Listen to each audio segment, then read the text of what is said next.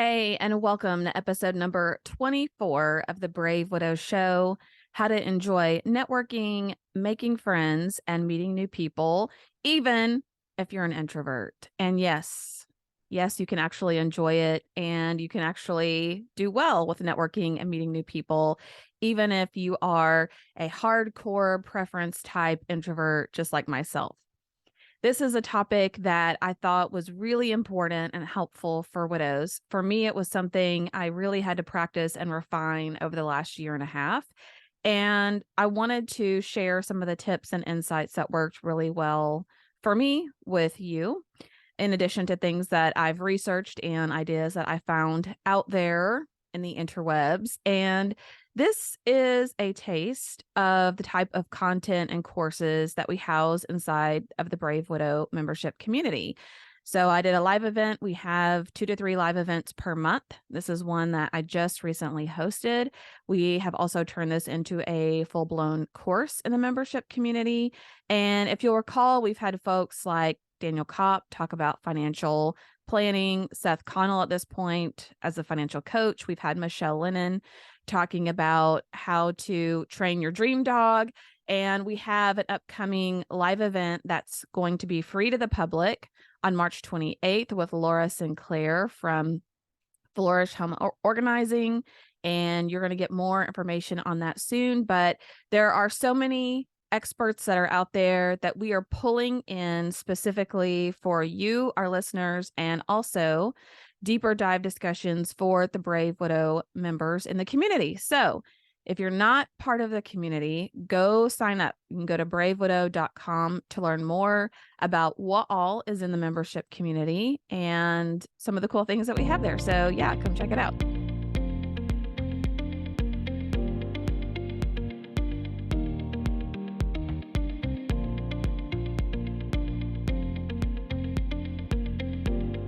Welcome to the Brave Widow podcast.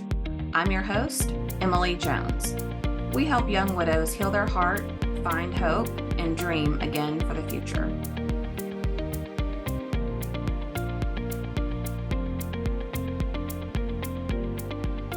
So, what an introvert is not. They're not necessarily reserved, afraid. In fact, I know a lot of outgoing introverts and people who tend to meet me, especially in work or in a social type setting, are often surprised to learn that I have a very strong introverted preference. And what that means is, think about if you were to go to a big party, like a big party, it's 3 hours long, there's tons of people there. Or think about when you've gone to a conference, maybe it was a 2-day conference, a 5-day conference event, and you were just like really around all these people. There are tons of people there that you don't know. After that type of event, do you walk away feeling energized and excited and just on cloud nine? Or do you walk away going, whew, I'm exhausted. I need some downtime. I need to take a nap. I need to not talk to anyone for the next day or two. If that is you, if you are drained by interacting with people and having a lot of that social type of interaction, then most likely you are an introvert in the very broadest terms. So I know a lot of bubbly, outgoing, friendly, introverted people who get very exhausted at the end of lots of social interaction. So when we talk about introvert, that's what it means. For example, I spent several years as a trainer and then even a leader in the workplace. I love people. I love being around people. I love pouring myself into people, but they exhaust me.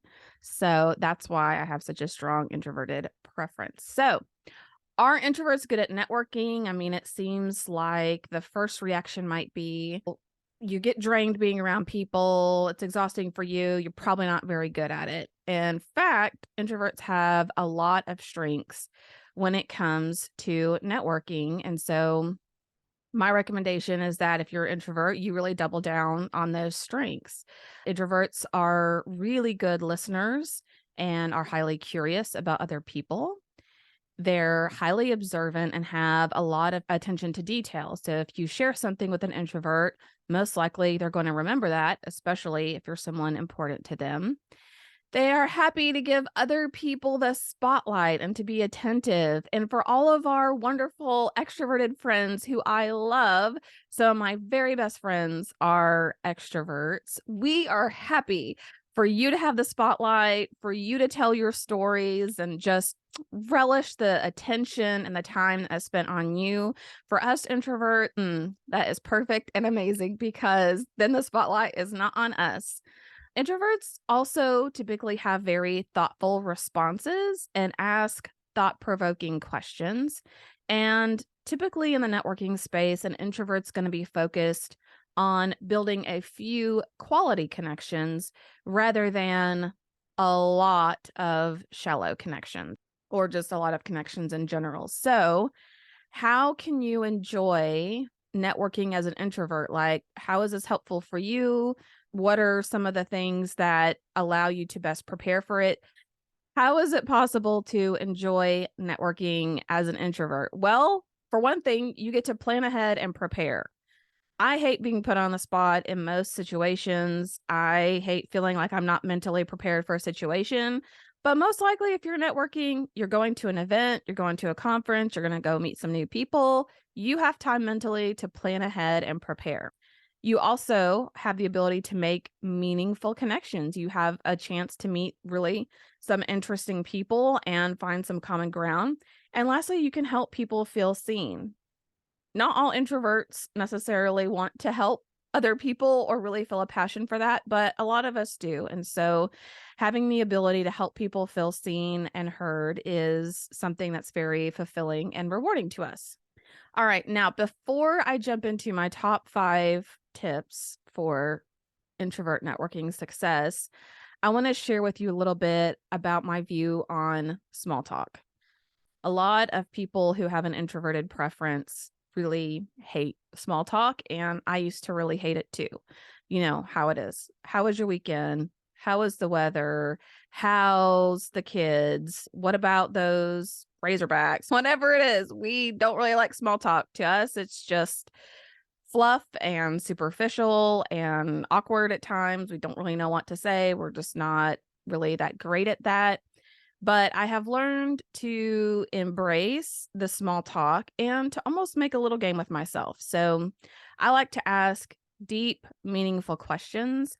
I like to learn about the core of who a person is, much more so than just that superficial small talk. So I try to play a game with myself to see how quickly I can get someone to move out of small talk into conversations that are more meaningful. Because at the end of the day, small talk is really that bridge that helps us get from being strangers or being people who don't really know each other very well to potentially being a really good friend or connection or relationship in the future. And the challenge is you can't just walk up to someone when you first meet them and say, "What was your biggest fear as a child? Tell me all about it."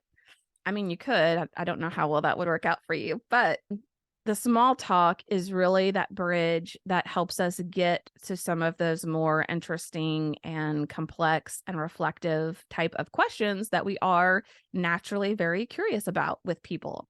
So, although we don't like to live in an environment where we're constantly focused on small talk, view it as that baby step that's needed to get to the next level and see how efficiently and how savvy you can navigate that conversation into something that you're both interested in and is a little more complex than the weather or sports or whatever may come up.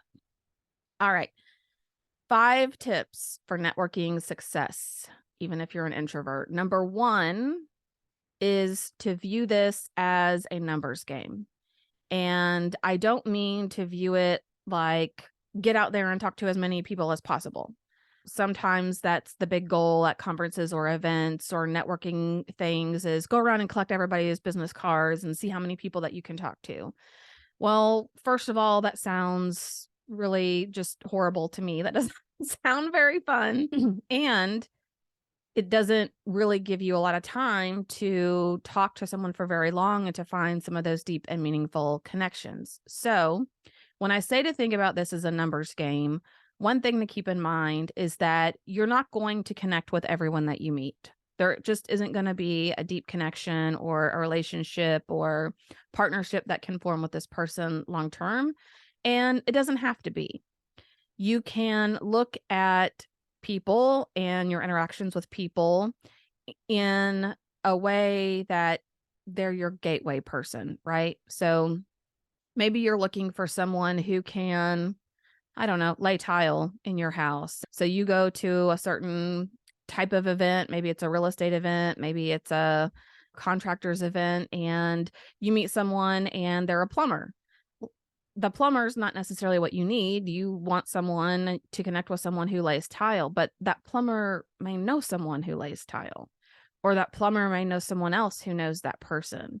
So even though when you first meet someone, you might think, oh, there's not really a connection here. I don't really see myself interacting with this person long term. This isn't really what I was looking for. It's still at times worth the effort and investment because you never know what other points of connection are out there, either for them or for you. So maybe you know someone that that other person needs to be connected to, and you can be of service. A good goal, I would say, at these networking events is to try to connect with just 1 to 3 people. Now, if it's a week-long conference and maybe part of your job there is to connect with a lot of people, obviously you have to look at this a little differently. But for me, when I'm trying to expand my network and the people that I know and connect with people, I really aim at each event to focus on 1 to 3 people that I can really familiarize myself with and start to form a deeper relationship with.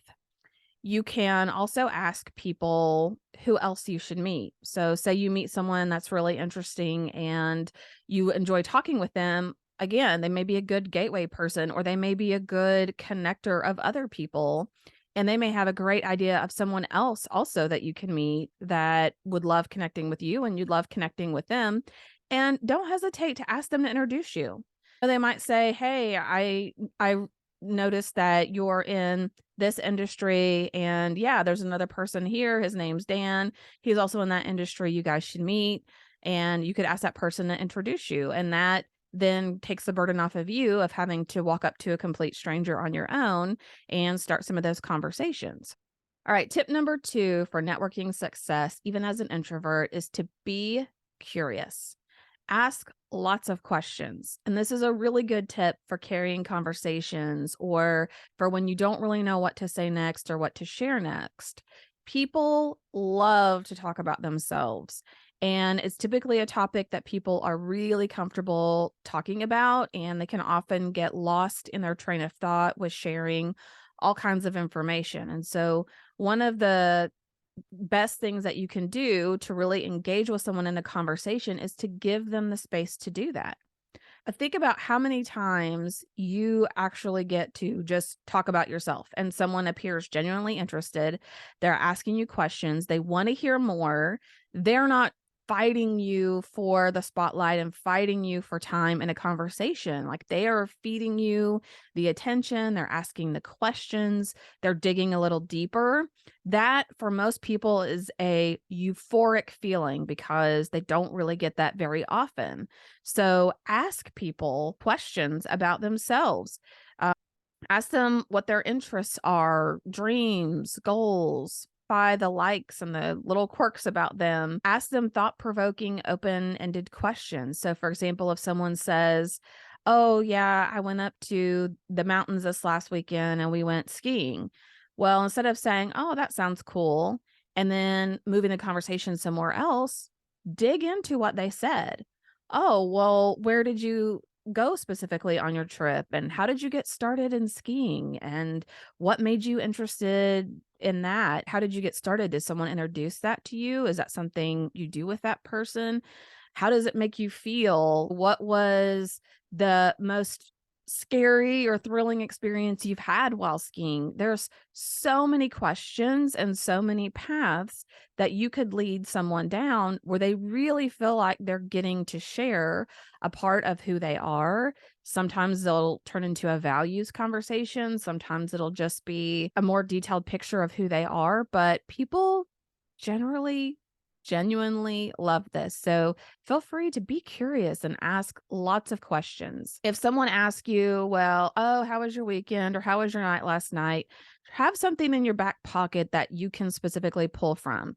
So instead of saying, oh, yeah, this weekend was pretty fun. I didn't do a whole lot. How about you?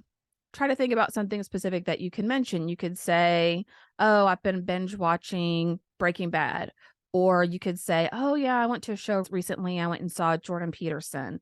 Try to bring up something that the other person could connect with. So they could say, oh, you watch Breaking Bad? I do too. I love that show. Or, oh, Jordan Peterson, I've never heard of him. Tell me more about that. Try to bring up a detail or something specific in the conversation that gives other people the opportunity to ask you questions or gives them the opportunity to find a common point of interest between the two of you. All right, tip number 3 for networking success is to be prepared. Do your homework, people. Find out who's going to be there. Who do you want to connect with? Are there speakers? Are there going to be specific topics that are happening? Are there any online groups like Facebook groups that you could join and start interacting with people before you even go and maybe even agree to meet up while you're there? If you have an opportunity to book meetings or join similar interest meetups or have one-on-one times with people, get those booked before you go to the event. Prepare questions to ask. And you may just want to have some questions on hand that you can ask people like, oh, is this your first time here? How did you learn about this event? What do you typically enjoy about these types of events and coming? For example, when I first joined a local real estate investor group meeting, it was May of 2022. And I went for my first event and I just started asking people, oh, well, how long have you been coming to these meetings? What are the meetings typically like? What do you like about them? Who have you met here that you find really interesting or that you've enjoyed talking to? Just have some of those high level broad questions that you can ask people, and it will help get that conversation going and also give you an idea of what to expect or what they really appreciate about the event. Before you go to event, you could scan news articles for the latest and greatest of what's happening. So if there's something that's happened in the news, a lot of times this is some of that small talk that people want to bring up. You could see if there's been any major events that have happened, like the Super Bowl recently happened as I'm recording this. So even though you may not be a huge fan and you may not know a lot about it, you could still know who won the Super Bowl, what was the score, was it an exciting game or a boring game? Just a few things that could help you chime into a conversation or ask someone about that during a conversation. If you have business cards or if you have some of them are electronic or maybe you have your social media information, you also can download free QR codes that you scan with your so you could have one of those downloaded with all of your contact information just in order to exchange contact information with other people. And a good idea, let's say you're in a conversation, you're really enjoying talking to someone, don't wait until the conversation is over to ask for their information. If you're starting to enjoy talking to someone, you really want to be able to do that the moment you realize it and where it makes sense, go ahead and ask them for their information. Because what can happen at some of these events is at any time, someone else can walk up. At any time, that person may get a text or a phone call and have to step away. And logistically, it just may not work out where the two of you can connect back again later on. So ask for contact information early. I read an idea one time where instead of business cards, what this person would do is they would take a selfie with that person and then they would text that person their name and information.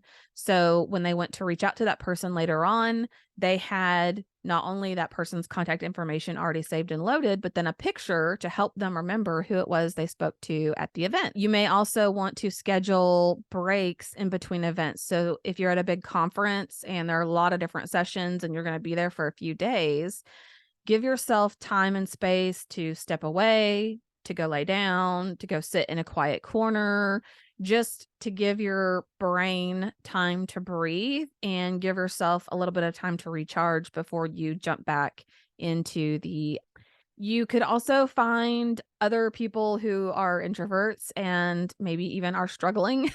Maybe they need a quiet corner or someone to just talk to one on one. But typically, you can find these folks by themselves or on their phone or kind of away from the overall crowd. And typically, they do enjoy connecting more on a one on one basis than trying to navigate just the sea of people. You could also get a friend or someone to go with you to an event. Now, I'll say that gently because you don't want to take a friend to an event and the two of you are just clustered together and hanging out and not meeting people. So, if you go with a friend, you want it to be, I mean, if it was an extroverted, charismatic person, that would be amazing because they'll naturally attract a lot of people for you. But you really want to take someone with you who also has the same mentality of wanting to get out and connect with people, of wanting to help introduce you to someone and vice versa. And you could also make it your job to be introducing your friend or someone there at the event. So, say your friend is building their business, or say they're looking for new customers, or they're looking for a new job, or whatever it is, then you can use that as a way to help introduce them to other people, which really, in effect, is introducing you to new people and helping to form some of those connections. All right, tip number 4 for networking success as an introvert is to manage your energy level. Think about when you are at your peak energy. So if you're the morning person or the night owl or the lunchtime person, like whatever time of the day is your peak energy, that is the time that you really want to be interacting with people the most. So some of us are early birds and some of us are night owls. So if you tend to be a night owl, don't be booking a lot of breakfast events. You're not going to be on your A game. Maybe go to the after event mixer or something, and vice versa. Or you want to have some of your more important type meetups. You want to try to really attend those. Schedule downtime and breaks in between the sessions, and then schedule downtime for you the day after the event. So if it's a big event or it's a big conference, then you may want to have time the next day where you're not talking to anyone and you're not doing video calls and you're not doing a lot of heavy interaction. You're allowing yourself time to rest and recuperate. Tip number 5 for networking success as an introvert is to be accessible. Early on in my career, I really had a challenge with wanting to open up. I kept work, and personal life in my personal life box and didn't really talk a lot about myself or give a lot of specifics. I am pretty talented at being able to deflect conversation to another topic or to answer in a very vague and broad way. But that does not do anyone any service with building connection and rapport with people. When people are interacting with you, they are looking for similarities and points of connection. So they want to be able to look at you and say, "Oh, me too. You like that. I like it too. You know so and so. I know them too." You, whatever it is, they want and are looking for a similarity or a way that they can connect with you. And if they can't find that, then many times you really won't have much of a conversation and definitely not much of a relationship if you just really have nothing in common. So you have to be willing to open yourself up. You have to be willing to share some details, some interests, some specifics about things so that people can look at it and go, "Oh, yeah, me too." And you have something that you can connect with. You want to follow up with people after the event. Now, great news for most introverts, you can do this in writing. You don't have to meet up with them in person unless you just want to. Although I love taking people to lunch, taking them for coffee, to dinner, um, texting, calling them, whatever it is, just continually following up with them and randomly nurturing that relationship. And then lastly, under be accessible, be a connector of people. People who know other people and can bring people together or connect one person to another are highly valuable. And I can think of maybe 2 or 3 people in my life that if I called them right now and said, "Hey, Do you know somebody who does plumbing? Do you know somebody who is a housekeeper? Do you know someone who could set up an LLC? Whatever it is, this person is going to know someone who does pretty much anything. And if they don't know someone who does that, they can make a couple of phone calls and within 5 minutes get you connected with the person that you're looking for. This is something I've really been trying to ramp up my skill set in, is intentionally connecting people, bringing them together, and just meeting more people in general who have all kinds of different skill sets, because I see this as something that is so highly valuable and creates just almost an ecosystem of people who can help each other and people who can form some of those broader relationships in life. I mean, if you're someone who helps connect people, who provides helpful information. So, for example, if you know someone's interested in learning how to be a landlord and you come across an interesting article about landlording that you think they might find interesting and you send it to them, it's one way to show that you're someone who's thoughtful, who provides information that's helpful, that you're someone who's resourceful, and that you think about other people. You're not just always thinking about only yourself and what you're interested in. You're also thinking about what other people are interested in. So be a connector of people where possible, and your relationships, you will become more valuable in a lot of your relationships by being willing to do this. All right. So just a quick recap. These are not all of my tips for success. I could be on here for 3 hours talking about this, but the top 5 tips that I wanted to share with you today are to view this as a number game. Remember that you're aiming to connect with 1 to 3 people, and that you may meet several people to really connect with those top 1 to 3. 2 is to be curious, ask lots of questions, dig deeper when people tell you information, ask why, how, all kinds of questions that are open-ended and thought-provoking to really get that person talking. Number 3 is to be prepared with questions that you can ask, with knowing who it is you want to meet, if it's possible to know that up front, with being able to share your information and collect their information. Number 4 is to manage your energy level and to keep in mind when you're your best self and when you need rest. And then number 5 is to be accessible with sharing information about you so that you can form some good points of connection and to follow up with people and be someone who is a connector of other people. All right. I hope these networking tips were helpful for you, as they have really been for me. And I would love to hear from you which tip resonated with you the most, or which one is one that you're consistently doing. And then as a reminder, this is going to be offered as a course in the Brave Widow community. We have a live event where we'll be talking through this. I'll be taking open Q&A and sharing more details about these tips and more. I'm going to specifically be sharing how to make friends as an adult, which should be easy and is really hard.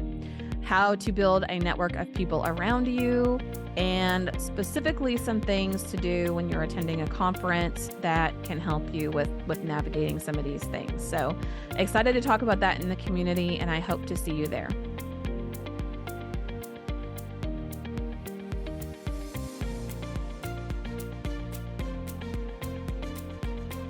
Hey guys, thank you so much for listening to the Brave Widow podcast. I would love to help you take your next step, whether that's healing your heart, finding hope, or achieving your dreams for the future. Do you need a safe space to connect with other like-minded widows? Do you wish you had how-tos for getting through the next steps in your journey, organizing your life, or moving through grief? What about live calls where you get answers to your burning questions? The Brave Widow membership community is just what you need. Inside, you'll find courses to help guide you, a community of other widows to connect with, live coaching and Q&A calls, and small group coaching where you can work on what matters most to you. Learn how to heal your heart, find hope, reclaim joy, and dream again for the future. It is possible. Head on over to bravewidow.com to learn more.